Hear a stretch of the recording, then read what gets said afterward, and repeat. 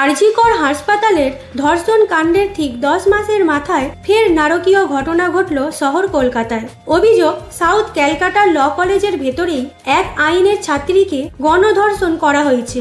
25শে June বুধবার বিকেলে দক্ষিণ কলকাতার আইন কলেজে 24 বছর বয়সী ছাত্রীকে গণধর্ষণ ও ভিডিও হুমকি সহ মানসিক নির্যাতন করা হয়েছে। ঘটনার পর থেকেই রাজ্য জুড়ে শুরু হয়েছে তীব্র প্রতিক্রিয়া। উঠছে আইন কলেজে নারী নিরাপত্তা নিয়ে প্রশ্ন। দক্ষিণ কলকাতার কসবা থানা থেকে মাত্র 250 মিটার দূরে রাস্তার ধারে অবস্থিত সাউথ ক্যালকাটা ল কলেজ। অভিযোগকারিনী জানিয়েছেন, কলেজের মধ্যেই নিরাপত্তারক্ষীর ঘরে তাকে আটকে রেখে প্রায় 4 ঘন্টা ধরে চলেছে পাশবিক নির্যাতন।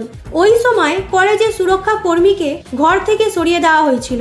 তাকে 3 জন মিলে ধর্ষণ করে। সেই ভিডিও মোবাইলে রেকর্ড করে রাখে এবং তা ছড়িয়ে দেওয়ার হুমকিও দেওয়া হয়। গলায় কামড়ের দাগ, গোপনাঙ্গে ও শরীরের অন্যান্য অংশে আঘাতের চিহ্ন পাওয়া গেছে।